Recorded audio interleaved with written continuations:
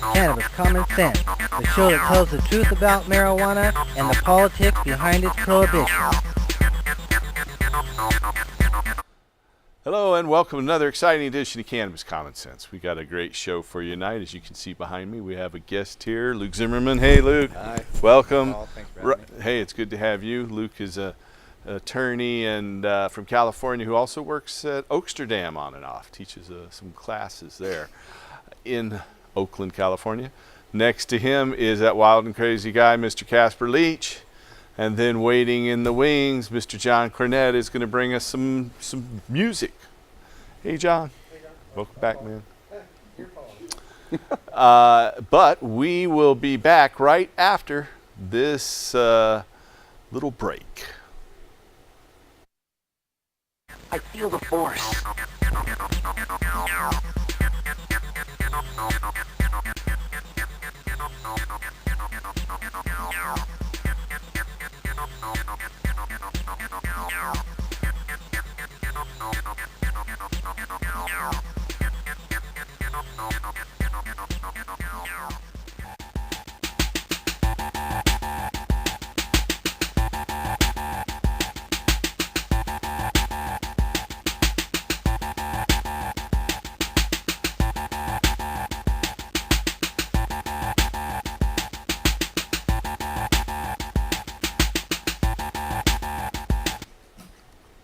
All right.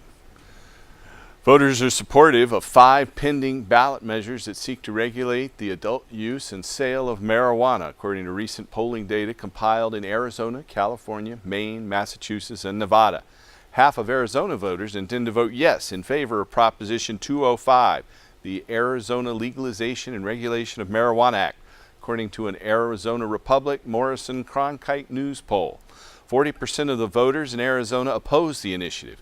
The act allows adults 21 years and older to possess and grow and consume limited amounts of marijuana, up to 1 ounce of flower, up to 5 grams of marijuana concentrate, and or the harvest from up to 6 plants, and provides regulations for retail cannabis marketplace. In California, several polls show strong support for Proposition 64, the Adult Use of Marijuana Act.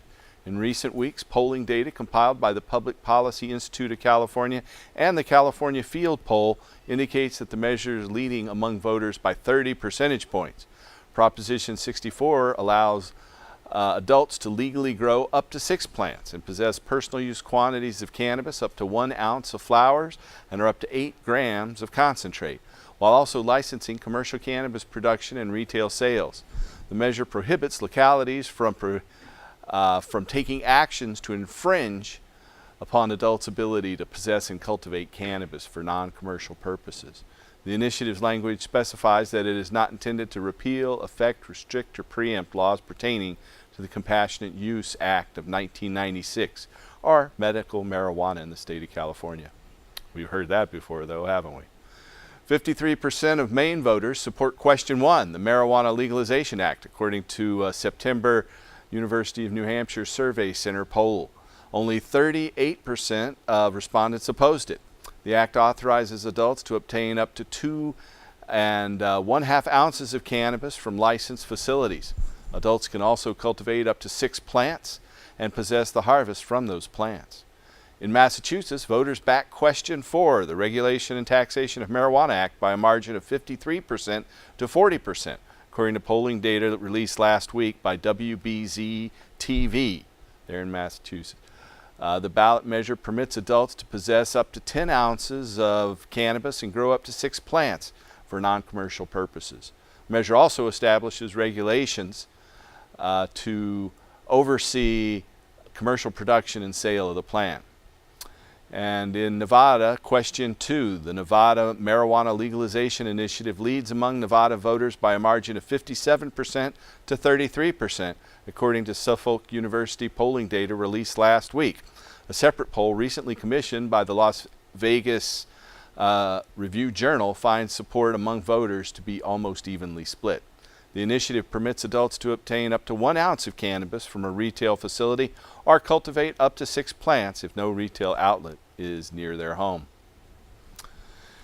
Our next story is out of Princeton, New Jersey. 60% of Americans believe that the use of marijuana should be legal, according to nationwide polling data released by Gallup.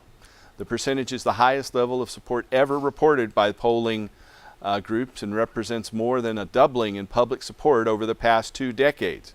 The data closely follows the release of polling data compiled by the Pew Research Center, showing a similar dramatic shift in public opinion in favor of legalization. Those ages 18 to 34 support marijuana legalization by 77%. Republicans, however, and those over the age of 55, like me, are less likely to support the initiative. These polls possess a margin of error of 4 percentage points. And then out of Washington, D.C., tax revenue collection from retail marijuana sales in Colorado, Oregon, and Washington State is exceeding initial projections. The study finds that marijuana-related tax revenue in Colorado totaled $129 million over the 12-month period ending May 31st, well exceeding initial estimates of $70 million per year. In Washington State, tax revenue totaled $220 million for the 12-month period ending June 30th. Regulators initially projected that retail sales would only bring in $162 million in new annual tax revenue. Meanwhile, here in Oregon, marijuana-related tax revenues are yielding about $4 million per month, about twice what regulators had initially predicted. Alaska has yet to begin collecting tax revenue from cannabis businesses.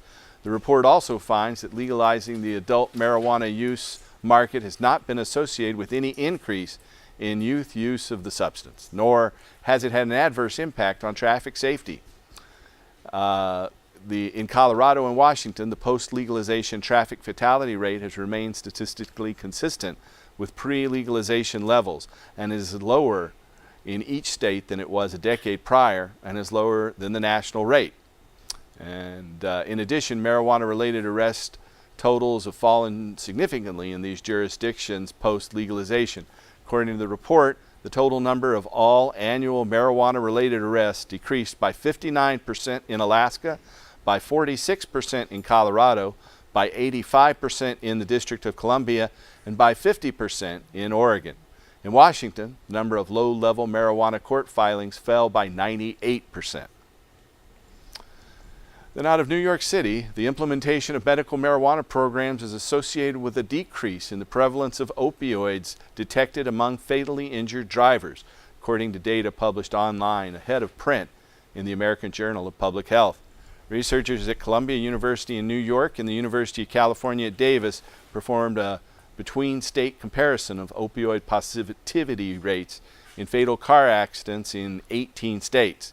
The authors reported that drivers between the ages of 21 and 40 who resided in states that permitted medical marijuana use were significantly less likely to test positive for opioids than were similar drivers in jurisdictions that did not have such programs in place. The authors concluded, quote, operational medical marijuana laws are associated with reductions in opioid positivity among 21 to 40-year-old fatally injured drivers and may reduce opioid use and overdose, end quote. Prior studies have determined that medical cannabis access is associated with lower rates of opioid use, abuse, and mortality. Most recently, a 2016 study published in the Journal of Health Affairs reported a significant decrease in the use of prescription medications following the implementation of medical marijuana programs. This study, State Medical Marijuana Laws and the Prevalence of Opioids Detected Among Fatally Injured Drivers, appears in this month's edition of the American Journal of Public Health. Out of Baltimore, Maryland, the enactment of statewide medicinal cannabis programs is also associated with greater participation in the workforce by those age 50 and older, according to findings of a working paper published by the National Bureau of Economic Research. Researchers at Johns Hopkins School of Public Health in Baltimore and Temple University in Philadelphia analyzed 2 decades of data from the Health and Retirement Study, a nationally representative survey of Americans over 50 and their spouses, to determine the impact of medical marijuana access laws on subjects' health and workforce participation. The authors reported, quote, health improvements experienced by both groups, older men and women, permit increased participation in the labor market.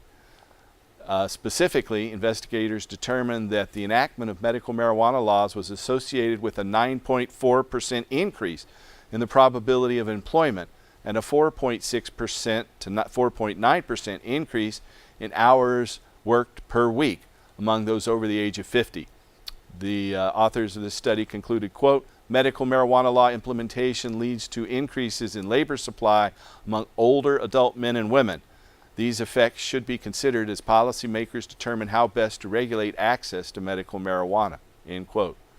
Previous analysis of the impact of medical cannabis laws on various health and welfare outcomes report that legalization is associated with a reduction in obesity-related medical costs, decreased rates of opioid addiction and mortality, fewer workplace absences, and reduced Medicare costs.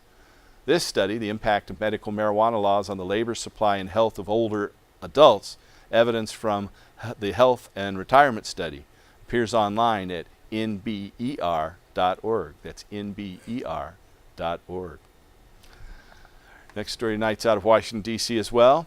The enactment of laws regulating the production and retail sale of cannabis in 4 states has negligible, if any, adverse impact on overall health and safety, according to an analysis commissioned by the Cato Institute, a Washington, D.C. think tank. Researchers from Harvard University and Western Carolina University assessed the impact of marijuana legalization laws in Alaska, Colorado, Oregon, and Washington on a variety of health and safety outcomes, including drug use, suicide rates, substance abuse treatment admissions, crime rates, and road safety. The authors concluded, quote, state marijuana legalization laws have had minimal effects on marijuana use and related outcomes. The absence of significant adverse consequences is especially striking given that some dire predictions made by legalization opponents, end quote. By contrast, the authors determined that legal changes that have had a significant impact on generating new streams of state revenue. They said, quote, one area where legal marijuana has reaped unexpectedly large benefits is state tax revenue, end quote, the researchers concluded.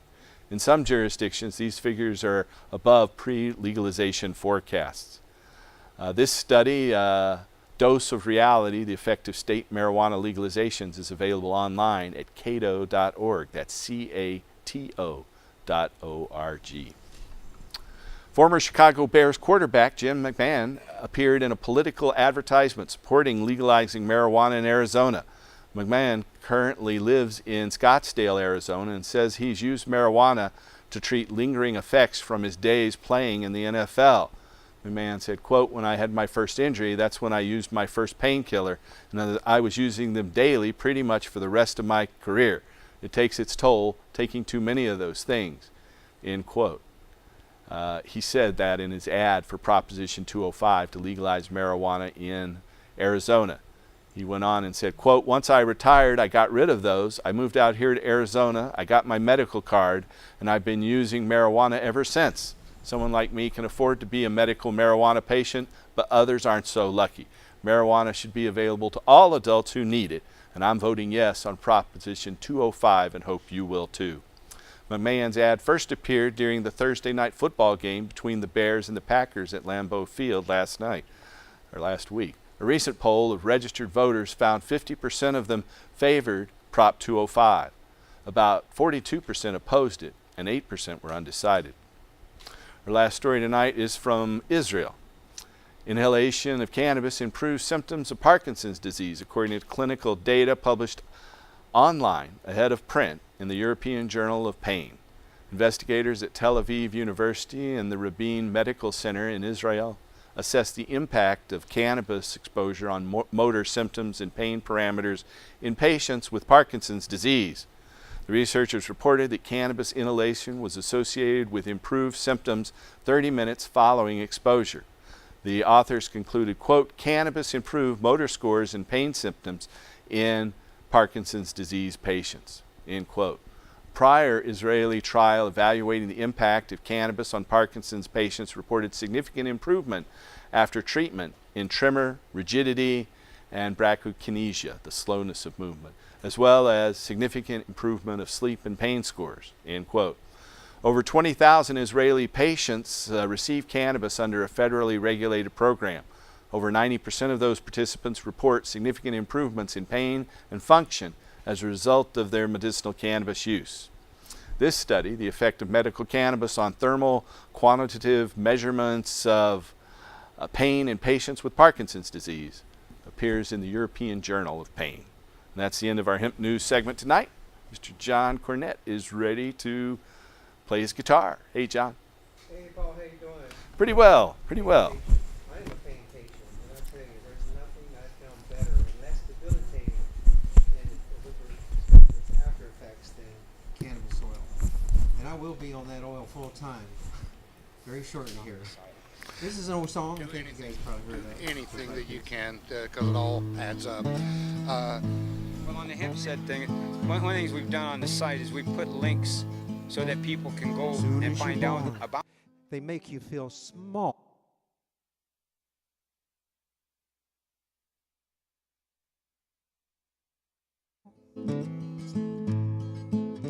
Till the pain is so big you feel nothing at all. A working class hero is something to be. A working class hero is something to be. They hurt you at home and then they hit you at school. They hate you if you're clever and they despise a fool. You're so freaking crazy you can't follow their rules. A working class hero is something to be. A working class hero is something to be. Keep your dope on religion, sex and TV.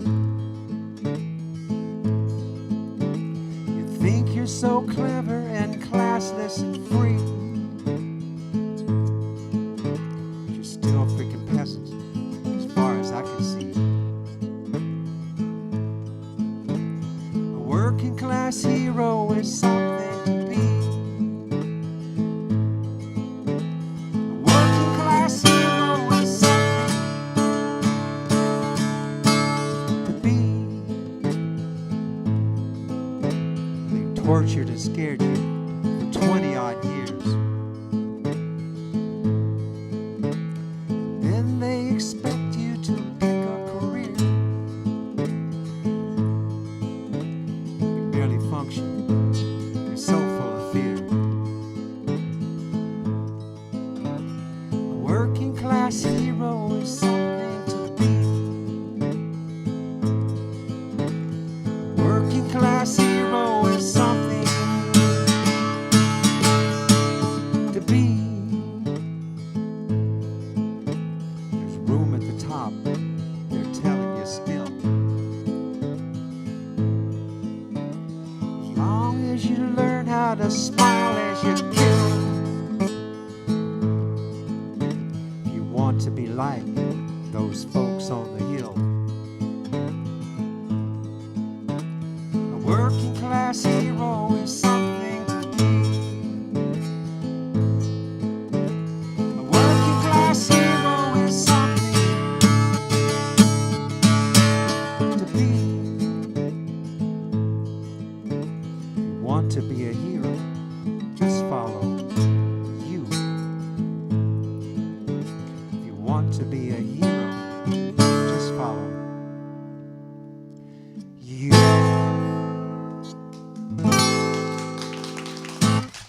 Very good.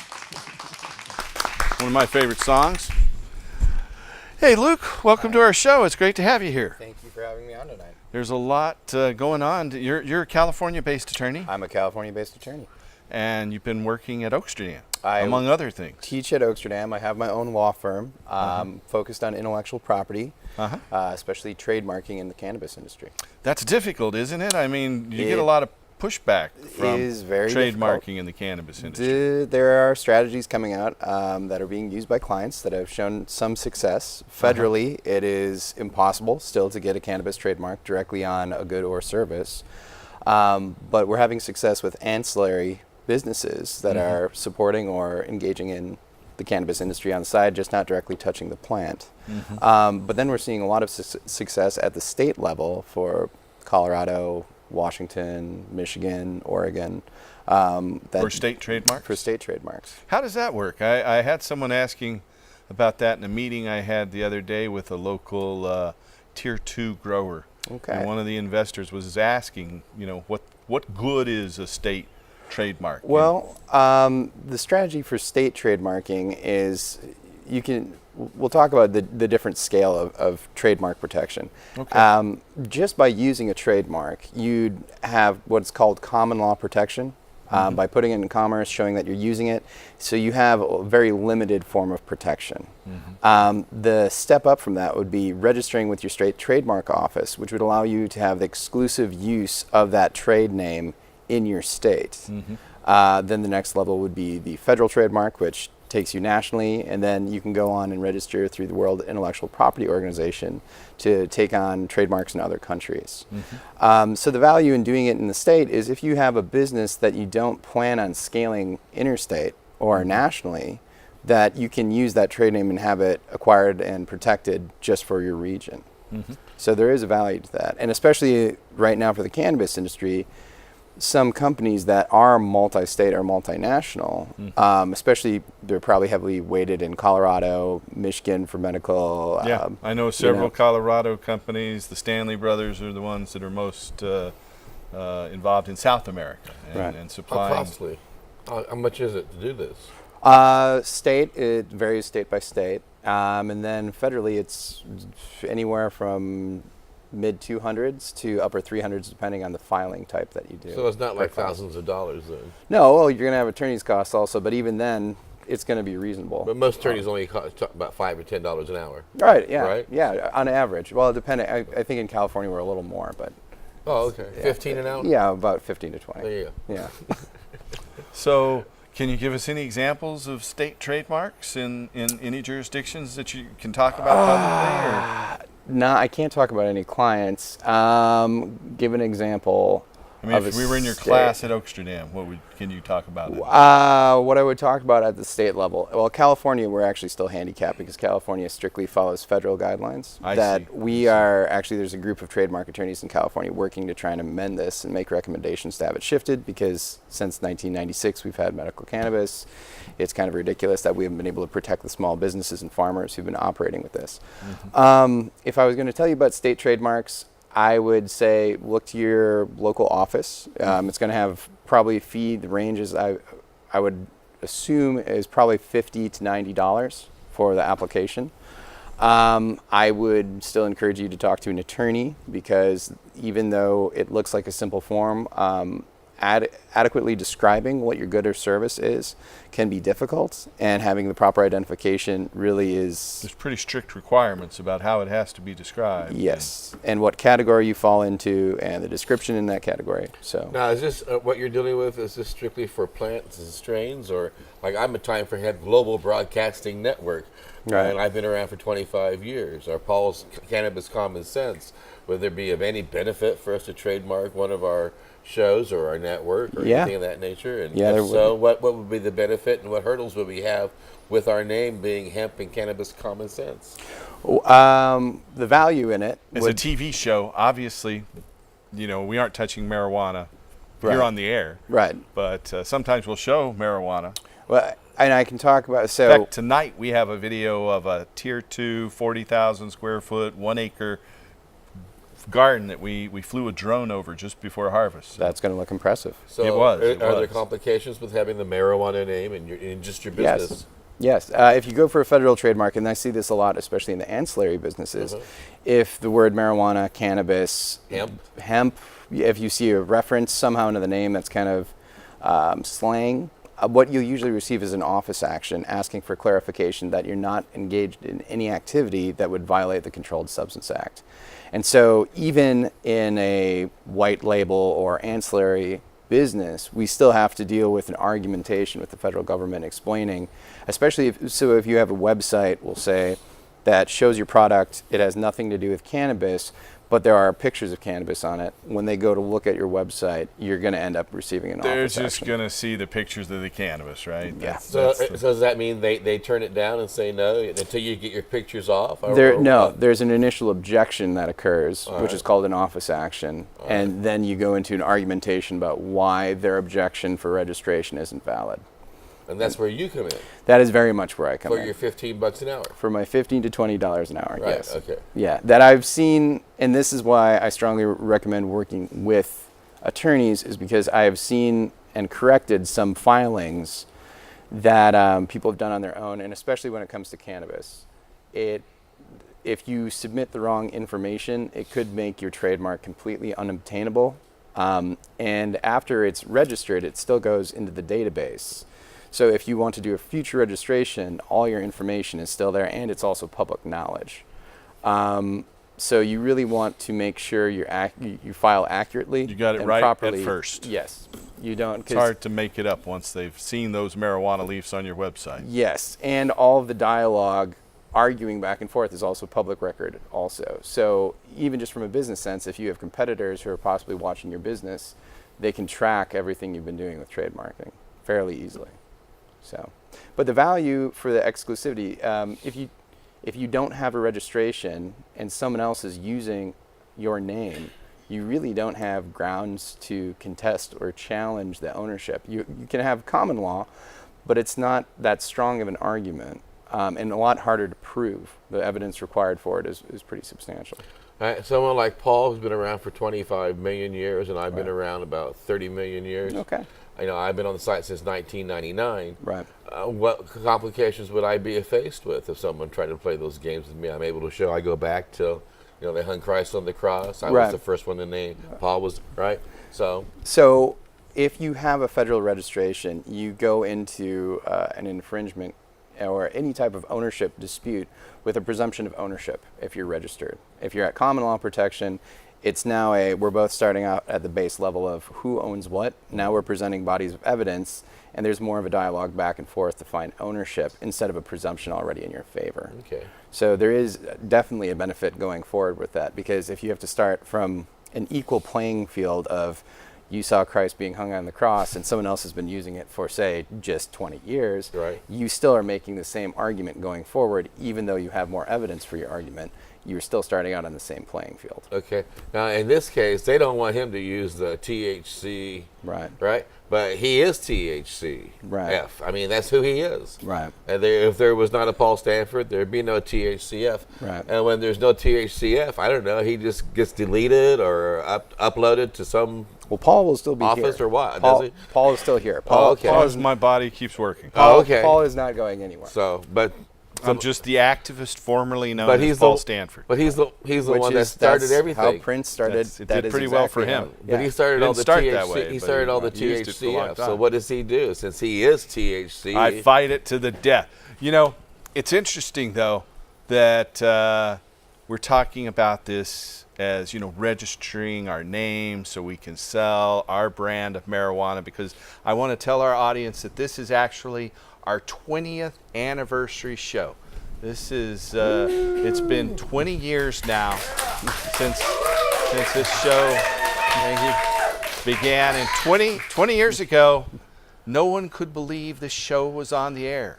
Everyone thought, I'm going to jail for sure.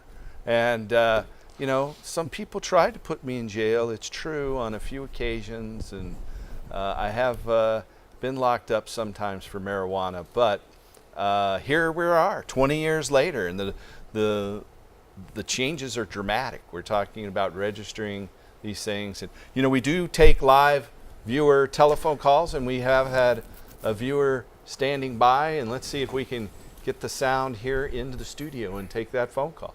Welcome to the show, caller. Yes, hi. I was just calling to see if you see this ever being legalized federally, and if so, what kind of timeline are we looking at? Well, it's very subjective in terms of when it might happen. I think with the 5 states voting on it this year, especially if there was 9. California, well, there's 4 medical marijuana states and 5 full legalization states, right? For recreation. And so the 5 adult use states, if they all win, it's certainly going to be a big impetus in Congress for marijuana to be legalized at a federal level.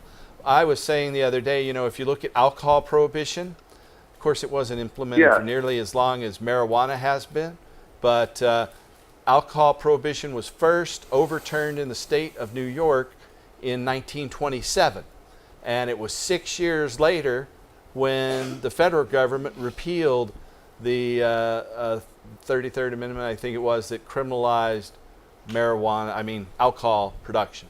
And so, if we go by that timeline, marijuana prohibition was thrown out in Washington and Colorado in 2012, so maybe come 2018 or 2019 we can expect something on a federal level to start to change. But I think with a positive outcome and these ballot measures that are going to be voted on in 9 different states, 5 of them for adult use regulation, then I think that will be a big impetus for Congress to move. What do you think? I'm biased, but thank you so much for answering the question. I hope they move quicker than slower. Me too. I'd like to see them giving trademark protection at a federal level. What were you going to say, Luke? I'm biased, but I really think California is the state to look at. I think just because of the population, the room for profit and revenue, and the cultural history for cannabis, especially in Northern California. Well, Groovy, what do you think of Prop 64? I have heard both sides of that coin, and there are some who say, oh my golly, it's just going to make it so that the big business can come in and take it over. And that's why it also makes it so the police departments are all happy with it, and it makes it so expensive for the little guy to do anything. And then basically they're going to wake up one morning and go, PU, this is worse than what they did in Washington. Why did we do this? And then there are others who say, it's a godsend. If we don't do it, we're shooting ourselves in the foot. It's the only way to turn back time. Fair. And I just had this conversation about 2 hours ago where someone was asking my opinion. I see both sides also. But for me, what sways me, and I would vote yes, will vote yes, is the opportunity to get people out of prisons and the opportunity to have expungement of records. I'm a firm advocate for not having anyone in metal boxes for nonviolent charges that relate to cannabis as a plant. So for me, that is persuasive enough to say to someone who, we can do better in 2 or 3 years while they're sitting in prison for a nonviolent cannabis charge. I think that is reprehensible, actually, because time versus money valuation, you can't get back time. I mean, we've broken up families. These are people that we've been fighting for a long time, and we have an opportunity to really assist that community.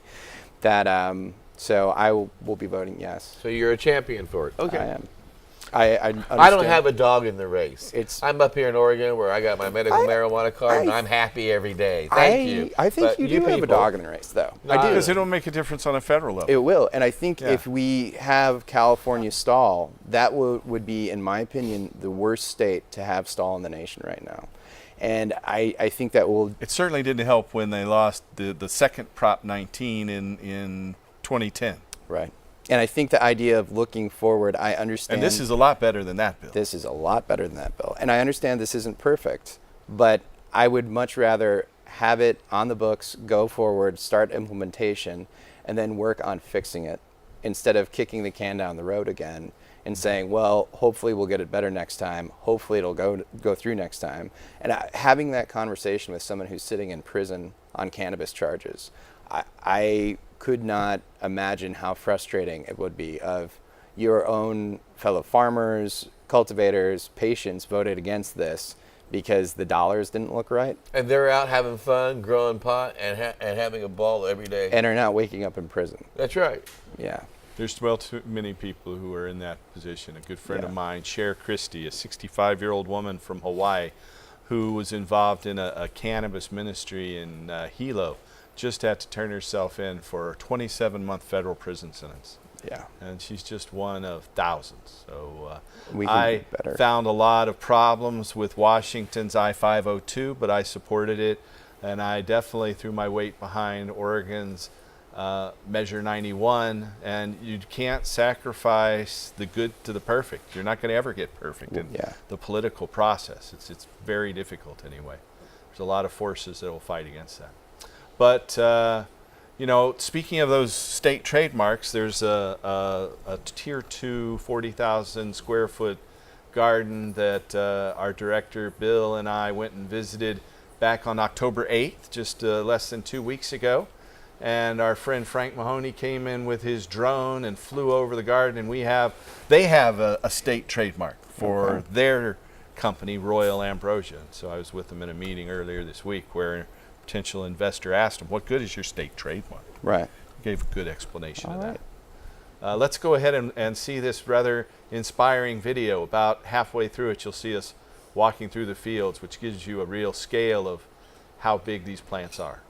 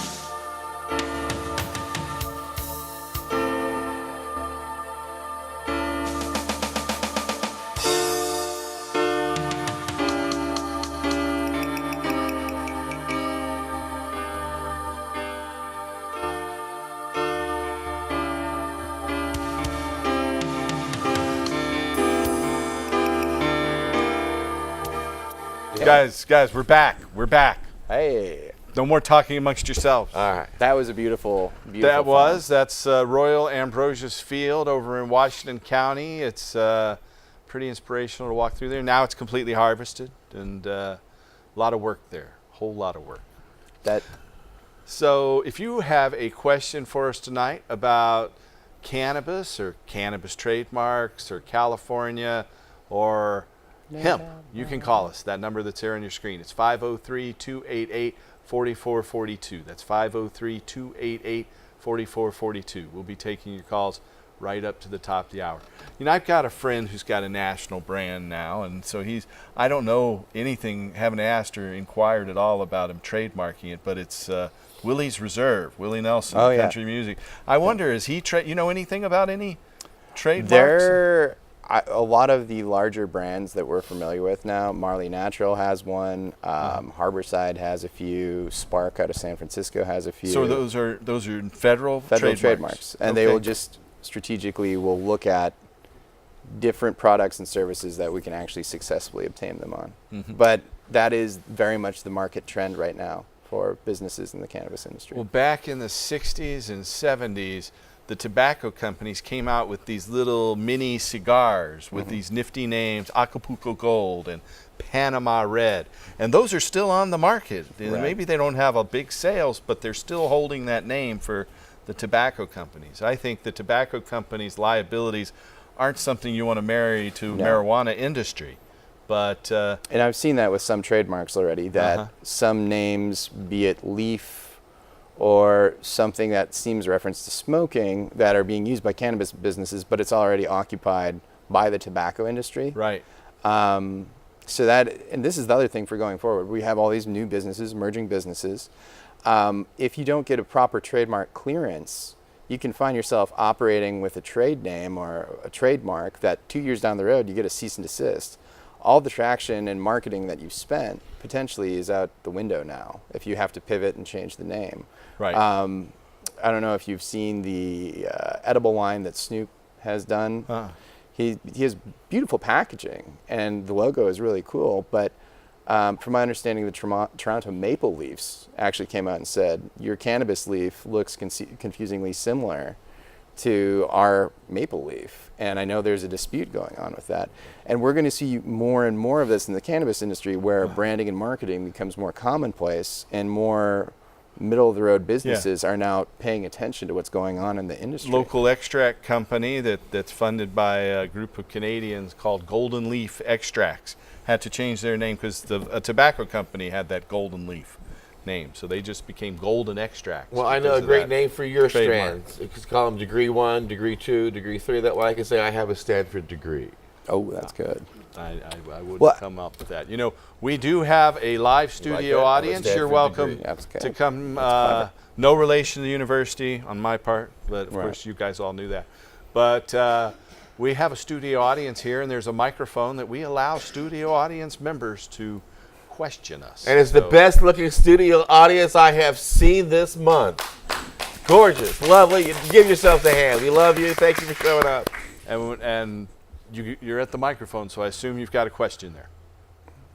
I heard a little rumor that there might be a little shindig going on later tonight to celebrate all your years in activism and the 20 years behind the show. That is true. The folks at the Northwest Cannabis Club have invited me to be roasted and basted at their public club that they do allow the consumption of cannabis on their deck in the back. They're at, I believe it's Southeast 12th and Powell.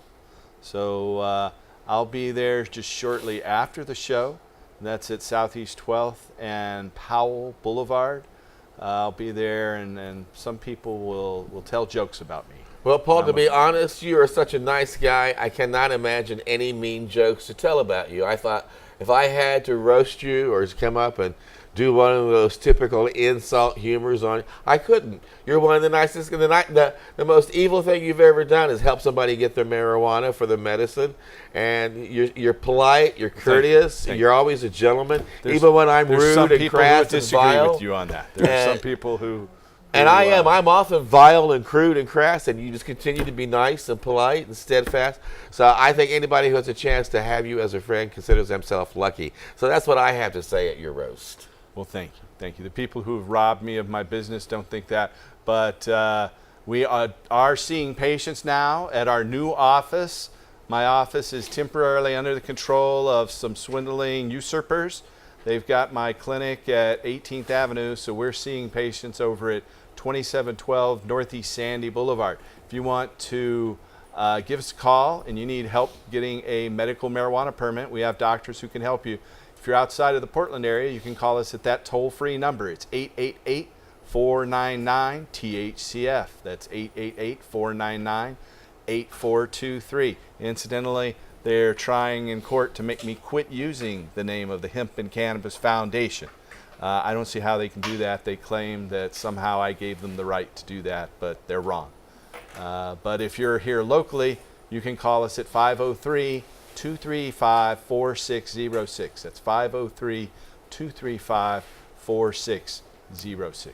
And I think we have a caller standing by here. There's the conditions. If you have medical marijuana, you have any of those conditions, we can help you get a permit for medical marijuana. And let's take that call. It was Sergeant Peter Johnson from Homeland Security. He hung up. Hello, caller. Welcome to the show.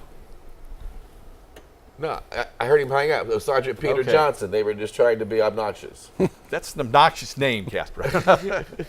So, Luke, if somebody wants to reach you, how would they do that on the internet? Or they're looking for a trademark attorney? Do a Google search for Luke Zimmerman, law office Luke S. Zimmerman, lawofficelsz.com is my website. Law office LSZ.com. And as a good plug, I am a member of the National Cannabis Bar Association.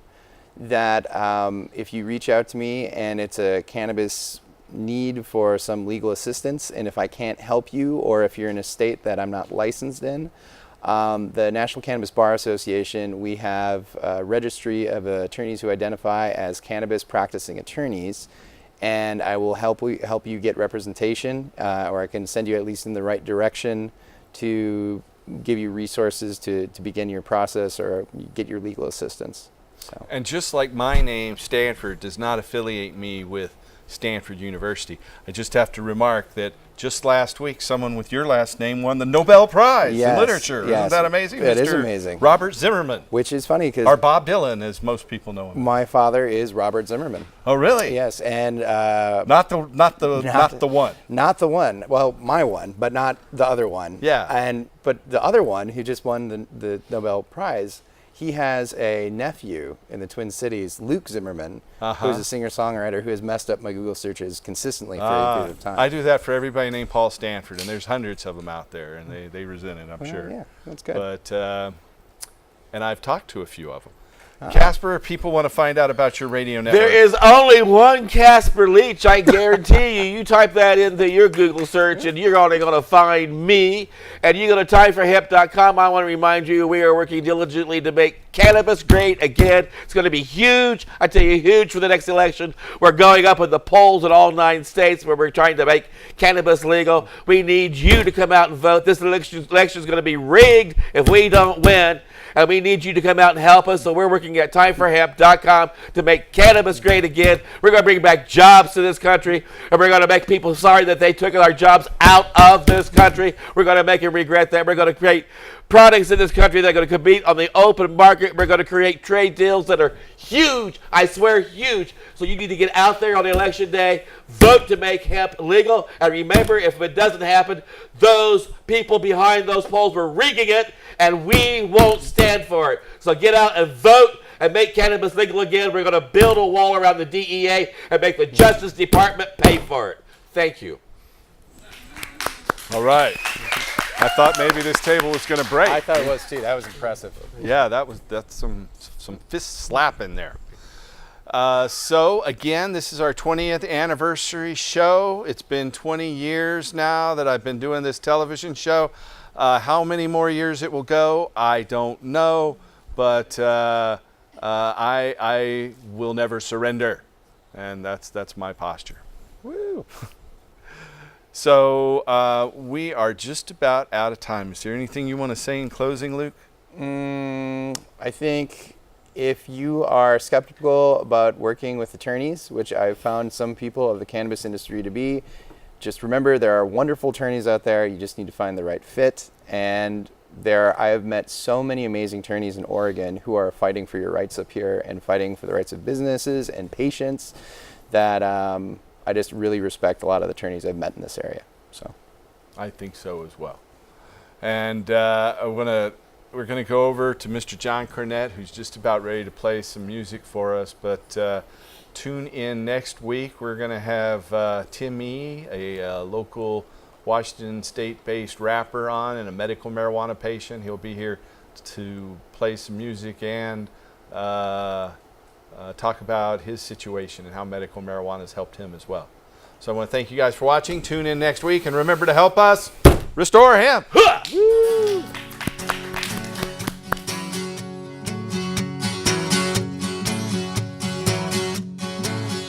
There's a train coming, and it's already on the track. People changing, and for some there's no going back. Cannabis.